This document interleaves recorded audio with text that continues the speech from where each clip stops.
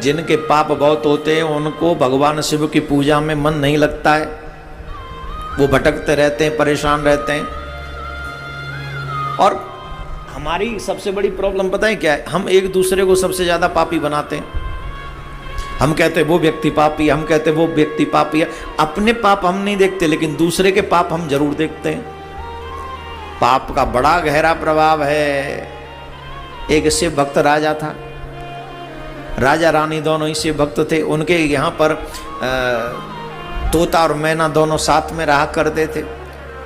राजा रानी ने उनको एक ही पिंजरा दिया था कि दोनों, जैसे हम पति पत्नी साथ रहते वैसे ये भी रहे।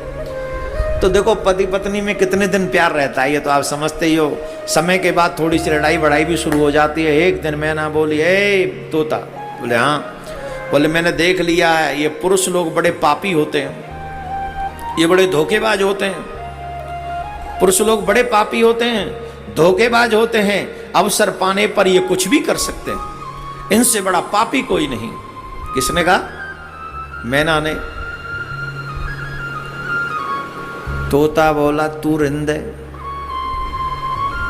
पुरुष उतना पाप कर ही नहीं सकते जितना पाप स्त्रियां करती हैं। स्त्रियां जितना पाप करती हैं पुरुष उतना पाप नहीं कर सकते। तू हमसे धोखेबाज कह रही है पुरुषों से? पुरुष तो कुछ भी धोखेबाज नहीं है।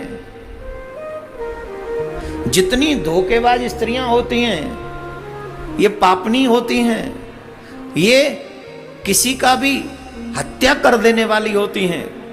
तू हमसे पापी कहती है? तो तोता और मैना आपस में दोनों लड़ रहे थे कि पुरुष पापी होते हैं कि स्त्री, मतलब जाति कोई भी हो सकती है, चाहे वो पशु पक्षियों में भी नर और मादा हो सकते हैं।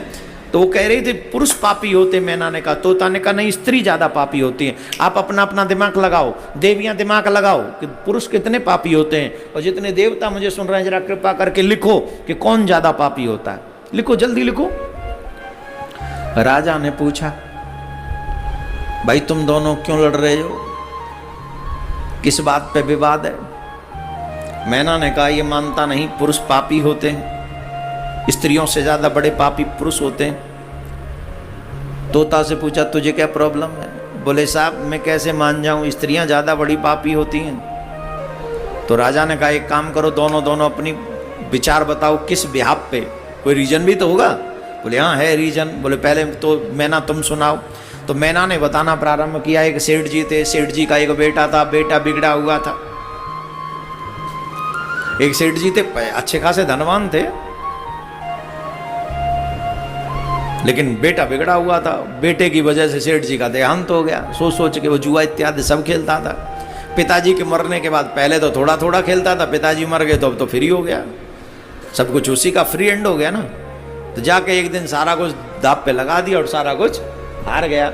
लौट के अपने गांव नहीं आया, अपने शहर नहीं आया, दूसरे के शहर में गया। वहाँ भी एक सेठ जी रहते थे बड़े धनाढ्य, उन्हीं के यहाँ पर पहुँच गया। सहायता मीन्स जल दे दो। मैं बोला कहाँ से आए हो? बोले मैं परदेश गया था धन बिजनेस करने के लिए, व्यापार करने के लिए। तो बोले मैं व्यापार करने के लिए गया था, वहाँ से जब वापस आ रहा था तो मेरा जहाज पानी में डूब गया, मेरा सारा धन समुद्र में डूब गया। अब मैं ठीक होके जाऊँगा, अपने घर पहुँचूँगा तो जाके कुछ कार्य करूँगा। अच्छा वो सेठ जी को दया आ गई, लड़का हैंडसम था ही। कई लोग होते हैं ना बातून, बहुत अच्छी अच्छी बातें बना लेते हैं, उसमें वो मास्टर था ही। कई लोग बात ही बात करते, काम में कुछ नहीं करते। तो सेठ जी भी सपने संजोने लग गए, मेरी बेटी जवान है और अच्छा खासा धन था उन पे। बोले ये बेटा मिल जाए, अच्छा खासा काम भी करता है, बताओ पानी के जहाज से तो व्यापार करने जाता है।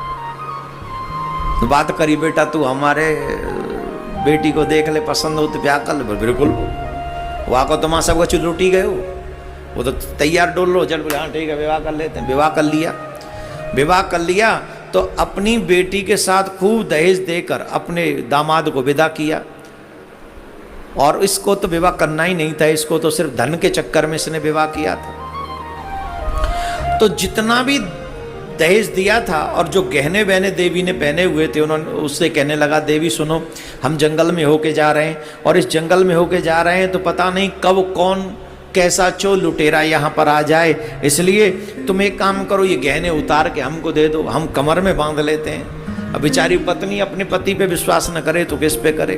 उसने दे दिए, बोले ये लो जी, कमर में बांध लिए। रात्रि के समय उसी जंगल में रुक गए। जंगल में कुआं था, जंगल में कुआं था, उसके साथ में दासी थी। उस दासी को उसने मार दिया, पत्नी को भी कुएं में धक्का मार दिया, सोच के कुएं में अपने आप मर जाएगी, या जंगल में कौन इसे बचाने आएगा, और झट सारा सामान लेके चला गया।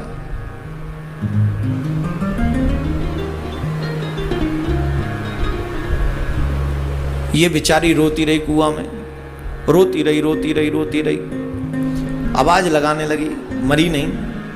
वहां से कोई जा रहा था, उसने आवाज सुन ली, पूछा कौन हो। उसने कुएं में झांक के देखा, उसको लगा कहीं भूत प्रेत ना हो। बोले मैं भूत प्रेत नहीं हूँ, मुझे कोई कुआं में डाल गया, आप कृपा करके मुझे निकालो। उसे कुआं, अब वहाँ तो कुछ जगह नहीं, वो थी नहीं कोई वस्तु, तो फिर भी उसने लता पता से जुगाड़ करके उसको निकाल लिया। पता पूछा कि तुम कहाँ की रहने वाली हो, तो अपने पिता के यहाँ उसको वापस पहुँचा दिया, क्योंकि पति का तो पता ही नहीं था, पति तो लापता था, तो पिता के यहाँ जाना पड़ा। पिता ने पूछा ये सब क्या हो गया, तो उस बेचारी ने, बड़ी धर्मपरायण थी, बड़ी पतिव्रता थी, उसने क्या किया, उस धर्मपरायण स्त्री ने कहा महाराज पिताजी, हम जब जा रहे थे एक वन में, कुछ डाकुओं का गिरोह आ गया। अपने पति के सम्मान की रक्षा कैसे भारतीय नारी करती हैं। बोले डाकुओं का एक गिरोह आ गया और उन्होंने सब कुछ सामान लूट लिया, मुझे कुएं में फेंक गई, मेरी दासी को मार दिया, और मेरे पति का कोई अता पता नहीं है, वो मरे हो जिंदो भगवान ही जाने। अपनी बेटी को अपने हृदय से लगा के कहा चिंता मत करो, धैर्य धारण करो, हो जाएगा, जरूर तुम्हारा पति जिंदा होगा, कुछ न कुछ अच्छा अवश्य होगा। यहाँ तो इस बेटी की बात हुई, अब उसकी सुनो जो लेके भागा था। जुआ तो जुआ जड़े विनाश की ये नाश करावे। ये जो जुआ है ये विनाश की जड़ है, अच्छे अच्छों का नाश कर दिया, महाभारत जैसा युद्ध करा दिया, फिर भी हमारे लोग जुआ खेलते हैं। और आजकल तो बाकायदा प्रचार होता है चैनलों पर, ये खेल खेलो, इसमें वित्तीय रिस्क है, अपनी जिम्मेदारी पे खेलें। ये भारत विश्व गुरु बनेगा, जुआ खिलाएगा, ऑनलाइन जुआ खिलाएंगे हम। ये हमारे भारतीय संस्कार हैं। भारत माता की जय। ऑनलाइन जुआ खिलवा रहे हैं और हम गौरव महसूस कर रहे हैं। जिस एक जुआ के कारण महाभारत का युद्ध हो गया, हमने घर घर में जुआ पहुंचा दिया ऑनलाइन।